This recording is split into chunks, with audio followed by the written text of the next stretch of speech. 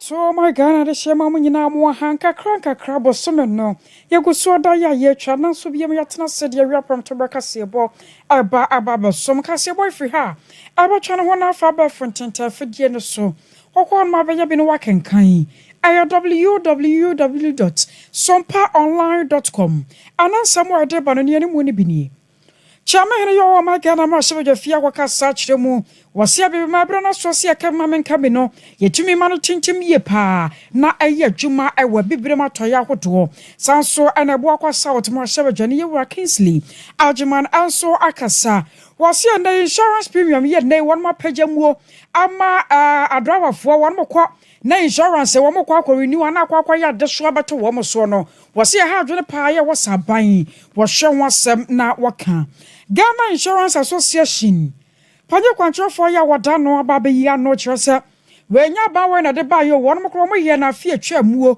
enti wo mo sere pa amanyosem no a ewurawuramuo no wo mo hwa na wo mo twenchen ne omaso ekakra former Auditor General de my Ghana Yera Dominic Domelevoso so dia to dwasa mampanyina gina ya wasie dia fa na so afo ho sa wo mo do maja pade awodo ba to dwama Ghana fo ho bie no wase ne kwan so ano no ya won no ayi adwene yi afoforo bi ka we no ho awian so ya tena si ominiti ma akoma kwa duo no so a yadne nyina ba so mo kakra ya kwa yanim Express Group na ya kan fodi am obibia abusia ba so tu kwan ya fa kodon bo no mo mbabo kama cloud internet the fastest internet in the world through Herbal Center wamo so di kwakwa dro tatashe ade aba 21st clinic so ayesiatica expert ana mizo ana 5G so ataya chi yepa menso amatena siamba ba kenkan semi yansanfo panyora sante yebo Benedict wasamudi amaye no medin ene akosuya aje wakode yeboaten ansam no ne nchemu akasa eni Ghana Chairman and Speaker of Parliament, Yera Alban Sumana Babena Kwakasa, our National Assembly, the Mako Divoire, ya watch them was sir. So what share I be my what do I ya one? I might be one mark, and Mamma Cabby, one with Jitumo party, ya Juma, ya and they are Timua, and that's so I ya Juma Yipa.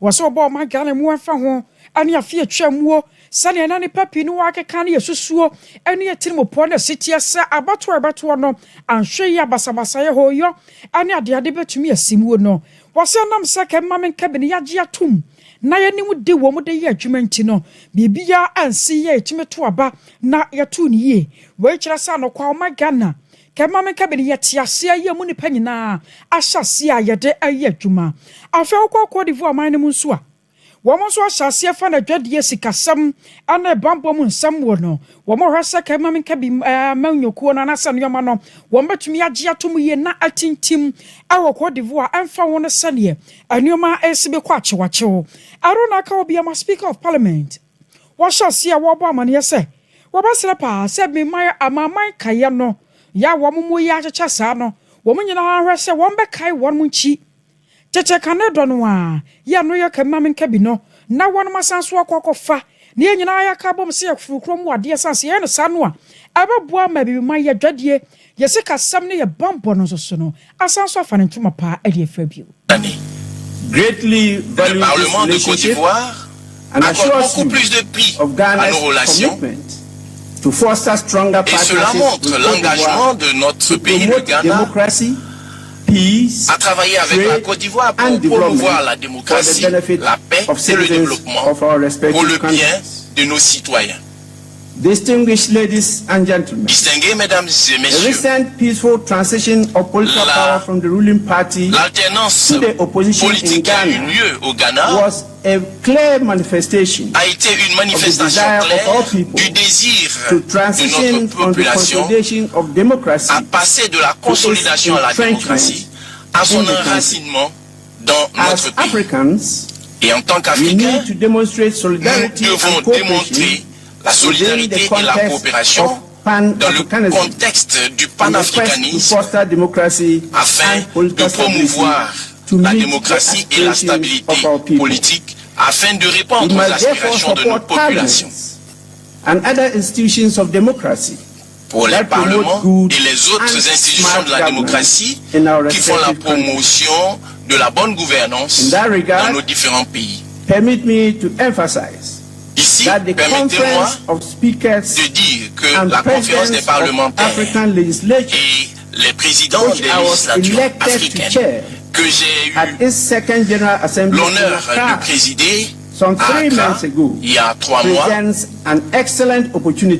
représente une opportunité pour les chefs de nos différentes législatures afin de travailler avec d'autres institutions interparlementaires sur le continent pour faire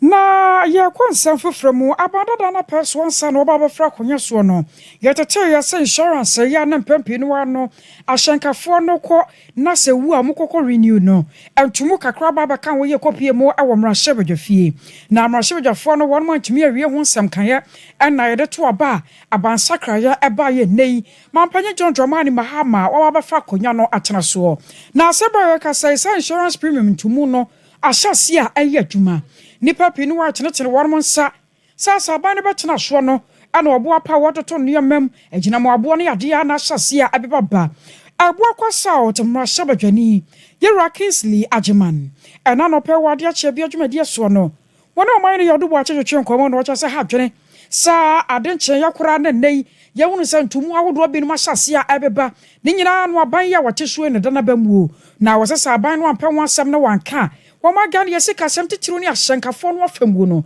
ebetumi de hawo kase abapa Transmrana me boarding na Trans Act 2021 in commission no kwan obetumi aye niema we after consulting industry in we the anko parliament commission na ye enunti kra na ma na ye more easier o mampanyi Mahama ewo pepa obetumi akachom ze moma ye twetwen so ansa na mi hu manim kakra na mi hu manim yi a ye hu kwaye be fa so bia ye de ye adwuma dey easy kra ko say ya chepena tiamana kipa enna phone eto mampanyi Mahama obona ehye ye compulsory insurance o ye kan compulsory insurance e police special e yo hye ituma uma ne bo ne ye tinya kipa bebre pa bria be pa akwambone so be kini be to so bebre ana kipa bebre na akra enye e fa se car bobi and a car punya accident. Ne ba ko ba se na bi onya parliamentary. Ye do so pa ituma uma ne bo ne yetinya. Ipa bebre pa bria be pa akwambone so. O de yen hwe ne se car bobi and a car punya accident. Ne ba ko ba se insurance ni hu.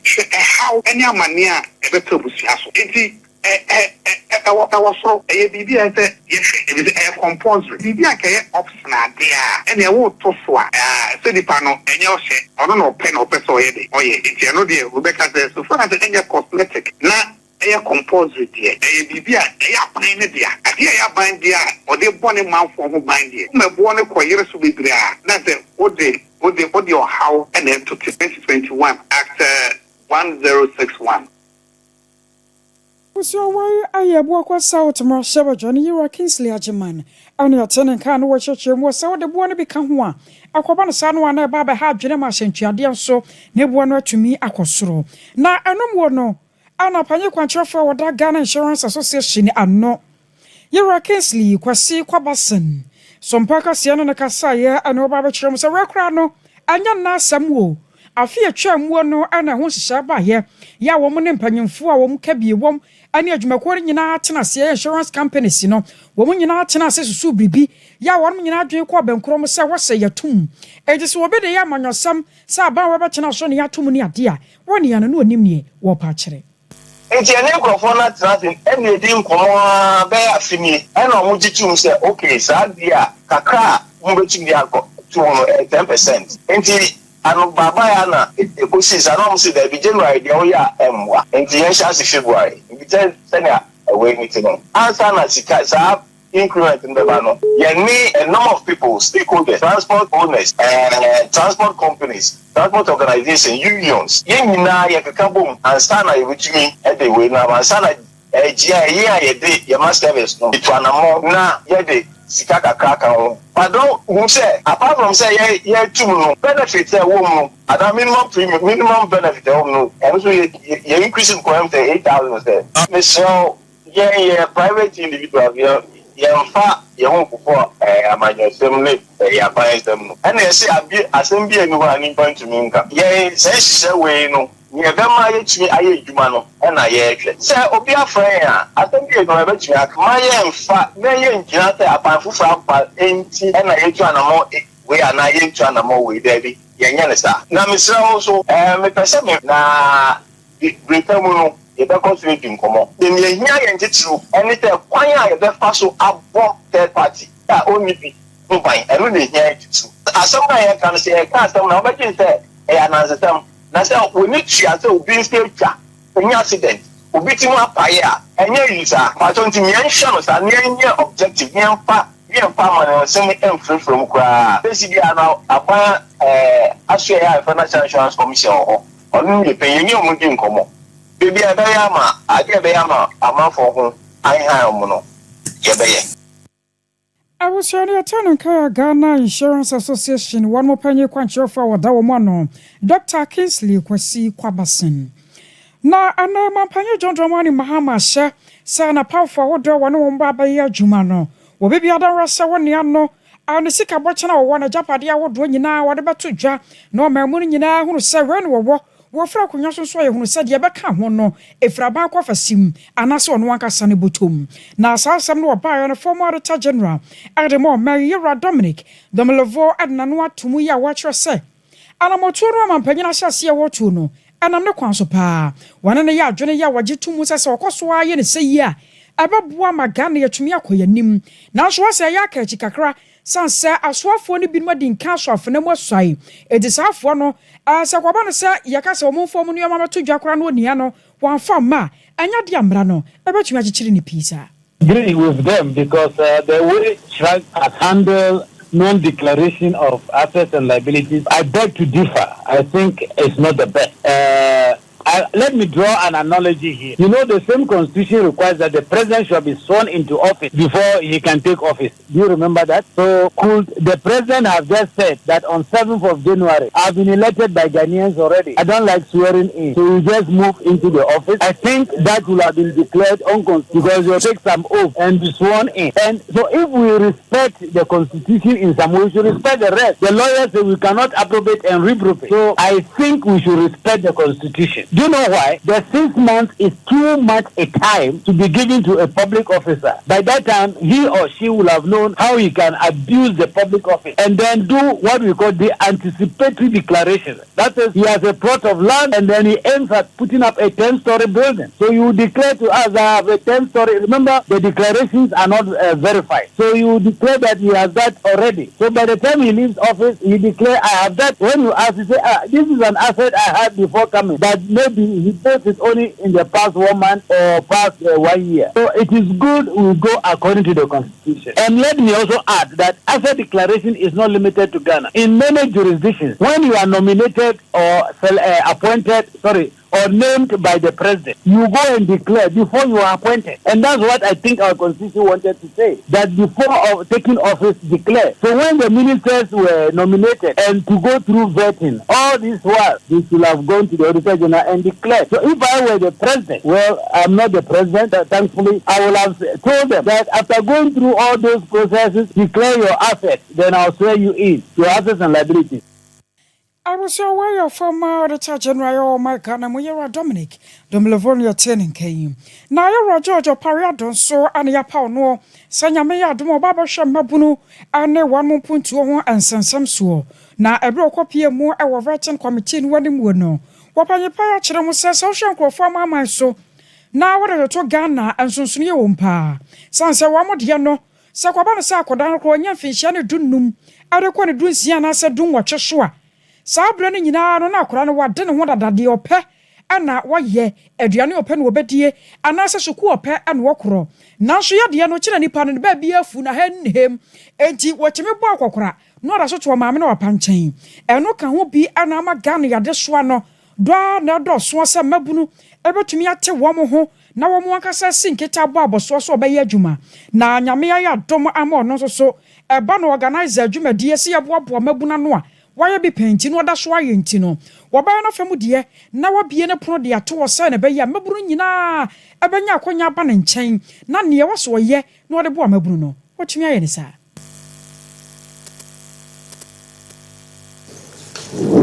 That's correct, Mr. Chairman. And so, because of our architecture of our political system, the winner takes all. There seemed to be the belief from young people who are not necessarily aligned to your party that in the event that the NDC and its Minister of Youth has an opportunity to create jobs for young people, they may not be considered because you are the national youth organizer of the NDC. Can you convince me and the people of Ghana, especially the youth, that you are going to be fair, you are going to be patriotic, and you are going to apply your role or your office justifiably? Thank you, Mr. Chairman. Mr. Chairman, poverty knows no political color. And when His Excellency nominated me, the first statement I put out was that my doors are open for anybody, irrespective of political party, creed, religion, or ethnicity. I am here to serve the good people of Ghana. And as National Youth Organizer of the NDC, that will not limit me, and I want to assure this committee that my doors will be open to every young person who wants to see some development and improvement in his life. The good thing is that, let me quote Elon Musk. He says, "Your education doesn't matter to me. Give me a code and I will employ you." I don't care which political party you belong to. Give me a proposal that will create jobs for young people, and I will work with you. Thank you. I was aware you're George Pariato near Turn and Kano Bana Mabunu, and I want some Papa one about Hassan watch yourself.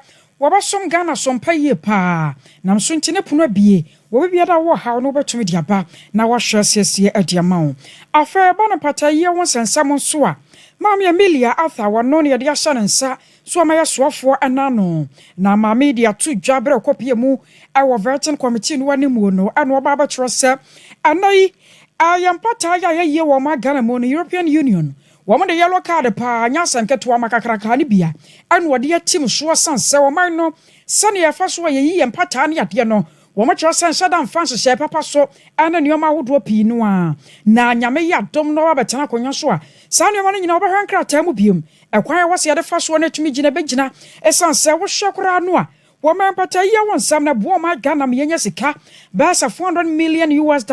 It's in your dear was so may. Here to me to Tonasi. Standing for illegal, unreported and unregulated activities in fisheries have earned Ghana a yellow card. Now, EU outlined a number of things that need to be sorted out so that the yellow card will be lifted. It is my understanding that those activities have begun, one of which is to review the law on fisheries, Act 625, and apparently a bill was even brought to the last parliament. As it is now, the bill probably has to be withdrawn and reworked. In the Act 625, the law is quite quiet on inland fisheries and aquaculture. And so I'm told by the Ministry of Fisheries that work has already begun in correcting those things that EU raised. That is one, the law, and then was something they call Minister's Directive. So steps are already underway, and I pledge to move very quickly on addressing the issues to make EU take off the yellow card from Ghana. Because you see, the yellow card is affecting especially the industrial fishers who catch and export tuna, and which brings in a lot of money, nearly $400 million or so to Ghana. I was watching no woman, so one or two are switching with Sir Safan Protein Yana Padian here no. Wama Ghana and Patano Kwa a Buani Padiano, and my Yanamu, a homunchemu at you 60%. Nam Suntino, and Yamaya Domo, or baby dear Buaniama would do a quatch watcho, I want Patayani Muno, Wabern what the year to year, Nasan so Anyan and to Papa Ejinasu. Proceed. If that is your policy, proceed. The next one is establish a Blue Economy Commission to sustainably harness and regulate our marine and freshwater resources. The next one is to enhance aquaculture through improved fish genetics, commercial fingerling production, strengthened quality assurance, and disease control. Let's stay there. So on this third one, how do you hope to implement this? The things that we intend to do is to support, attract, direct, facilitate funding for operators of aquaculture farms. Also, one of the very expensive things that affects aquaculture is the feed, because the inputs into feed are imported, and it makes the feed very, very expensive. I was your way. I am Mammy Amelia Arthur, only a tenant cano. Sir Banapatayano, and someone why I know Munian Diano. Ya crowd don't know their banner bona de party, Bimunyasika, ya much media bongo Brian, Yamia Domoa. What about the son of my neighbor to me a guaquemu? Na Ankanandi citizen and Yano waterful. Tafo. One cry, where Santa Regina Zongo Coco coordinator. Yera Osman Nasiru Hamza, and Odia Tuja Elchirumway. Was here Naya and Nina her quine, Sacro Poco Ponaman Simmons, Yawodobia Benya, a bagger Chapanino Bessia Ban one name Hono. One also a cynical pa, so baby Diabuasa MC a waterfall. Sans all her moi.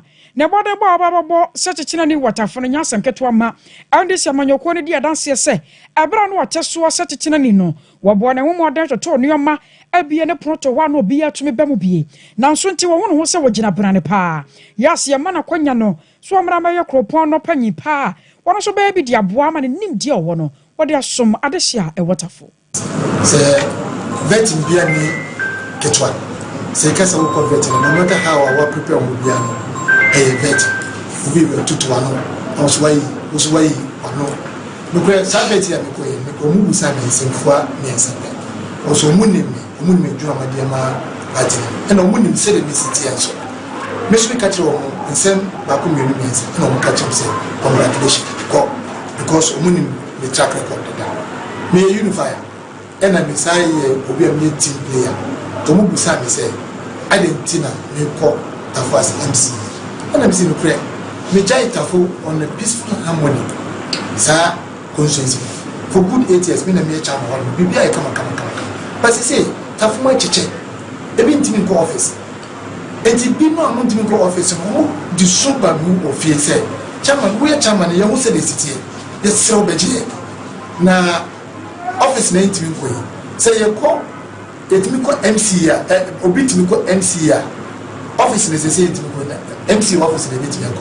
Have this no party about for so hours will be there. Enya. Now won't me go opinion say 1 hour. Now as a Chinese say.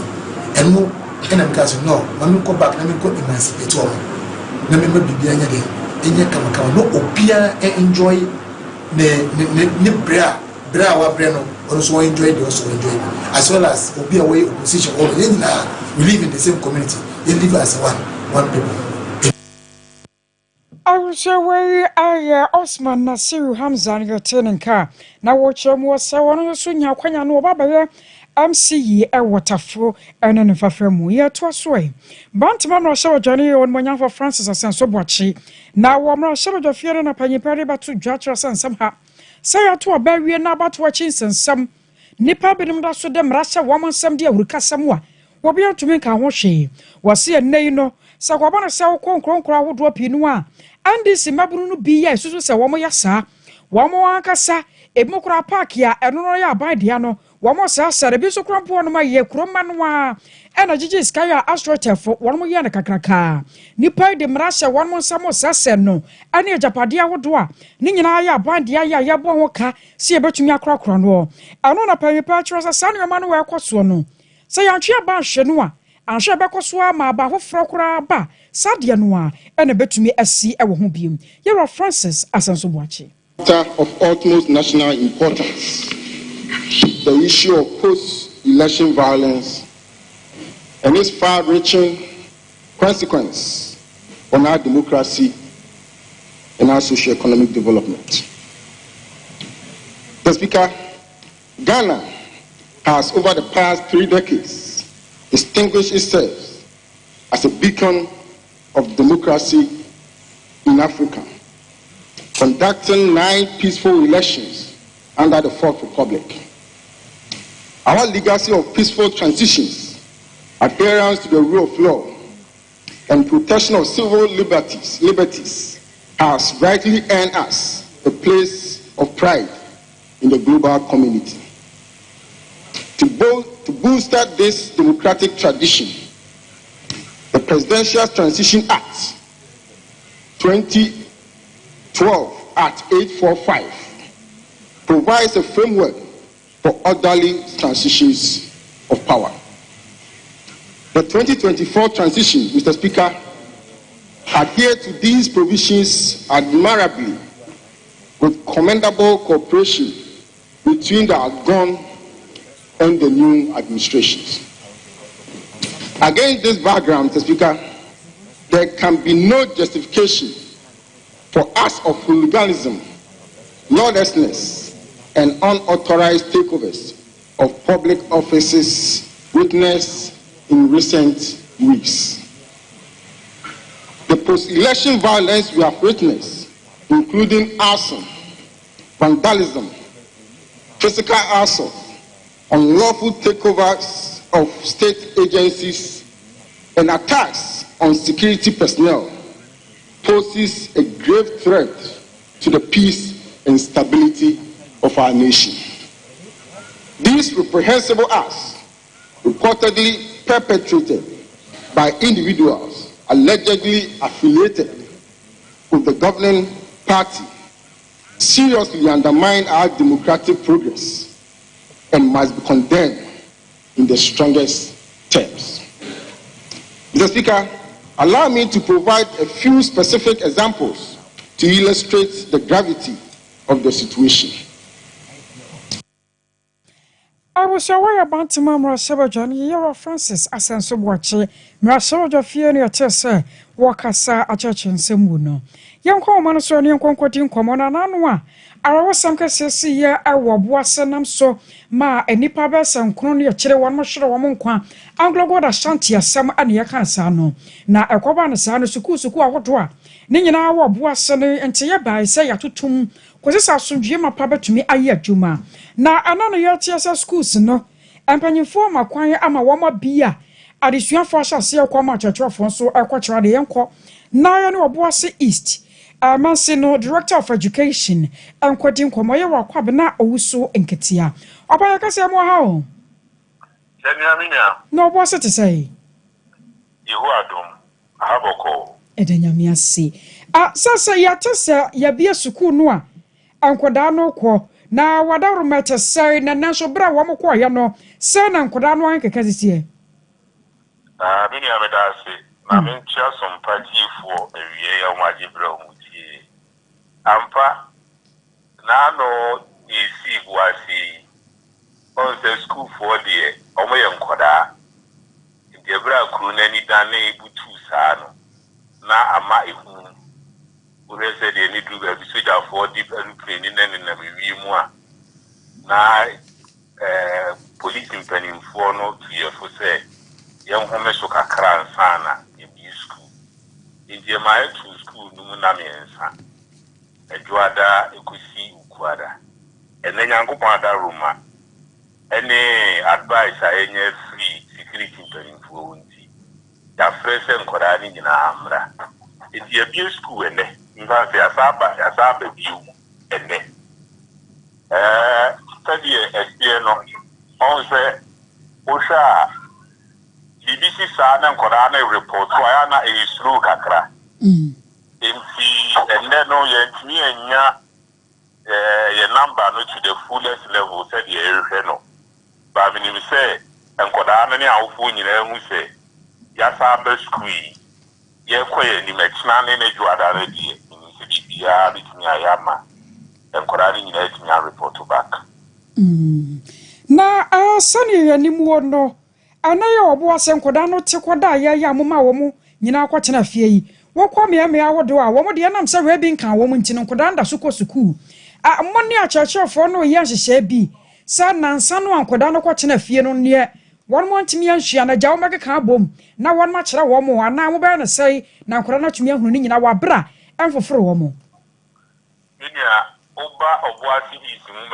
Persuano Soa. We cry in Sieno. Netita for no Ewo and Yema or Moye Buase at the Tenia Dishia, the Coninimpa. Anopa, there was a starting class 7. But you devote to first 1 hour for reading. And editor for Nany Capre Bakura. In Tiabe, you go so I say, 1 hour reading time, no. Number of periods I lose you now for the week, no, at least. It makes me use 1 hour reading time, and they are in India. Abua, and money affecting Kodari. Are very committed to that. Na akwaba ne say no mate bibia fra bambo fo no ma hyemo ebo bi say free na de kro na fa ne bambo mo mba mia mu sansan koda no de obi kan yo mu ni mu hwe say wo betimi akwakwo hye enkwanhia ya mate bibia fra wo mu wo say wo mba bo ban say na be ya bibi kura si a kire ya enkoda no ho nka na da ni ji 17 na ye gina so ya frɛ nkoda na esika bo nyina so mo mrezu omwa advice and my two school Mukakrano. Into one new asem na Egina Swine, Yama, Koran, Tiafu in our Sombre school. Into your GD say, Quenino, Bambo be near some of the Bois, Amma, a Obuasi East, pursuing in our Swasim Diabahono, then you focus to Toniema. And yes, a boys' school for one pine. Okay. In our Timothy, now be a bambo. And when I'm penning focus are based on that, on the advice here, Yafre, Ama, a teacher for name, Kodari in our best screen. You say a quaint, you know. Almost the name of it to Aquema, Ubia, and so, and Yasundi. You. Ya jawa mo akokra no no krakra mo no awo asem bia wo beka de akira ba tan no chichiru ne wo mo a abia bepem ne ne honya nto no papa se wo bema ne ba no atwumi aba no ba behua de na bibia kyese wo no mahubu anti waseme na kra ma akora ne mabie meyi na firi ho ana bibia kyese wo asem bia beka akira wo mo ye mi gina mo fi di kasi so na ma ka kire awfo a mo ma kusu Obuasi yin pese mo nyina both basic and secondary school nyina na say ye see ye no ye nyina na areho na eya e makru na ni butu ye enso ne bambofo anu mu asenti ye gina so afre sem koda na obi amre school ye school for ne teacher for the on say they see ye nya direct target enso wa ra o kwa no agusi ankwenti enti na ye say ye enso so ye ntine the Ginabambo for no new master so I can say they see asundri about Obuasi East. Enti Obia or Kona humanity through any school for Unkoda any teacher for no. Movia and felt Mubia a shilling. Ni see was very unfortunate. Yen I bumpire say idea a say CPU.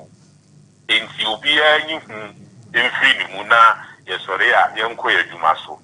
Na bambofo no so e wo ma yi nyina o mo boy ho ba yo aya rome no wase anobre no wadaje bibia ne ye besa ba wonche bi me so me da ma awuso no ka sa ye ayera kwabena owusu nkatia no Obuasi East Mensin wono ania Director of Education ania tesa ngomasua mu fa no Obuasi sansamo no no wono so ebo emu nchemu 21st clinic na yakamfo dia ma wo sekwai na kokwaje ayaresho wo se ateka no abosua wo meto ase kra de afiri wo sansa dokotafo no wo ma ben ye pa no wadaje wo abokere nso ewo nipadua no ho wo kokoma se a wo hwe overseas junction Obuasi Council Quarters Accra Dome Market sunyane Enkranza na sete chima no kwa abo mu punu mo baje so kama 0540 311 311 0540 311 afeko koma sete adro sisi ade ayam timu no ayo 3 equal capsules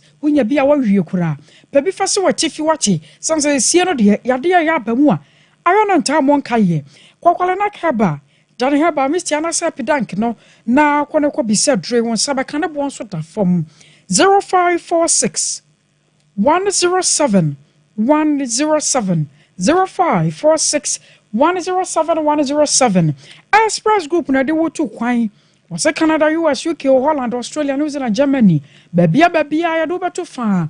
Na yet wora, I espresso, Kumasi Asafo roundabout, Accra, or can I first light 0249 000448 0249 000448 Cloud Internet in Sunni.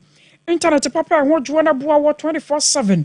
Sajana Suani, Aya Cloudo, Open CCTV camera may install be found. Digital security locks were posting and quite up high. 111 from the din Shanimu 0202 699 110 0202 699 110 Mizo and 5G one Masoka Hubi. Yenna Sway 99 Hotel Emersia.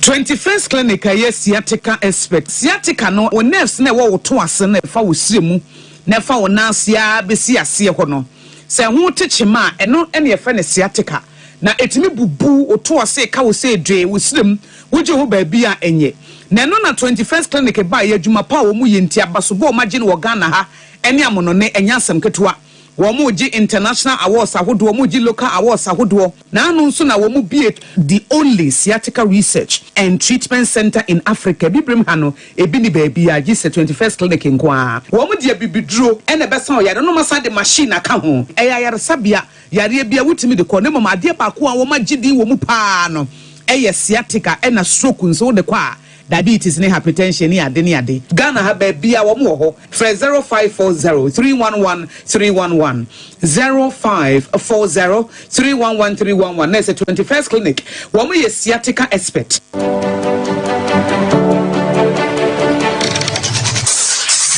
Introducing Mixer 5G Sparkling Drink, a whole new refreshment in a can. Mixer 5G is a tasty non-alcoholic drink. It is a perfect companion for all your events, including parties, weddings, and funerals. It is made with green tea, ginseng, guarana, grapes, and grapefruit. Get refreshed with Mixer 5G Sparkling Drink. For bulk purchases, contact 0246 270 221. This advert is FDA approved. Prakasa ye duabon waso a ne dwumedi wo nipadua biara pomden ene na brabo mu ne hieye pa enye prakasa nko nuaba ne haban bi te se kwunsusu a abonwono ne dia akeka ho no kura enwanunu ahodo a ekwa animu yi ankasa prakasa ne se nuaba yi binom ne akeka bobudi afa abefo kwan so a ye de aye prakasa powder prakasa powder siesi nipadua na abakwa ahodo no ho ban afiri mpani yade ne yade ahodo pi ho fa enkodate de ma baako freduane anopa ne anwumre anafa enkodate de ma baako woni suhie yeti anopani anwumre wobra wodidi awie ubenya prakasa powder to Kingswalk Heba ni Heroes Heba Accra Okesi Drug Lane Dani Heba Kumasi Mensa Takrade Mose Pharmacy ni Greenlight Pharmacy Sunwane Cash and Carry Supermarket Asantwa Heba ni Bibidro Depot Techiman Sewa Heba Mampong etufo mfre 0550 19 15-14 prakasa powder aduane san yedro FD ahwehwe sankratu mu agiatum ei sewa me hu acho me na no me bisa ekra so kwa brochiro Kwaku afeina mebeko menkrata krani ei ani me ma connection man for den kofo sika aduane ne wanya otedi musa no oh Express Group Adarmenti according to IF4 opese otu kwan kosua dia Express Group do be call mind me to say Canada, US, Australia, UK and Germany say e to anase visiting so a Express Group do be call Dubai, Canada, US, Australia and Germany mo amopese motu kwan koye adwuma nso obetimi de wako Dubai, Qatar anase South Korea. If you also want to take international tests like SAT, IELTS, TOEFL, GRE, GMAT, they can help you pass easily. They can also help you secure a good job in the UK. You should make sure Kwan Kumasi Asafo Labor runabout Hwa Accra so Omo Carnation First Light Tema Omo Community 18 Lashabi Girl Filling Station. From more Ahumatro for ISO 055 555 0067 and 0249 000448.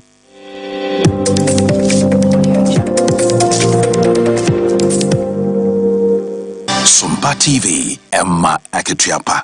Amaka to your pump, I was here to answer the Sona Coffee Job Foundation.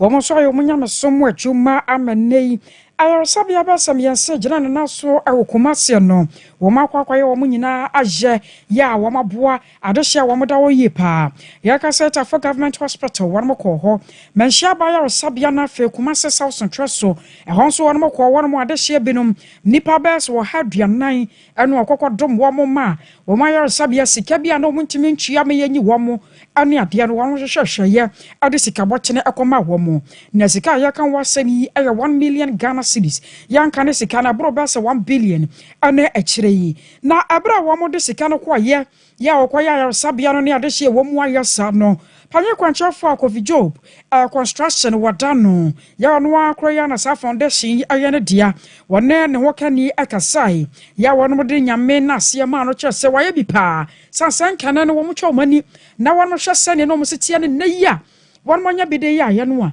na sɛ nyankropon wɔyɛ atie aban ne no mi no aban ka so fa no nyina wo biase nyina bɛ na ne tuma fa no de fa nyina me de me kan nan sɛ ese Kofi Job mo tene se banyes bia proso me de afato mo sɛ aka ba de ba dum bibia no so me ne baba ne ba e be hu kra mo yare e bo hu pressure mo nya cancer ya mo busuafo mo ma me no papa present mi tuaka na Kofi Job foundation afato se bi tuaka sra kran mo sika nya me abo mo se mo bie ne sika bebebe na ye mo na Ghana mfano tumba kofra so ba hospital na say me wura ho se mba be mu se ofo de da wona nkra mutumi hu me ne ye pe machine pa na machine ba ko pa ni hospital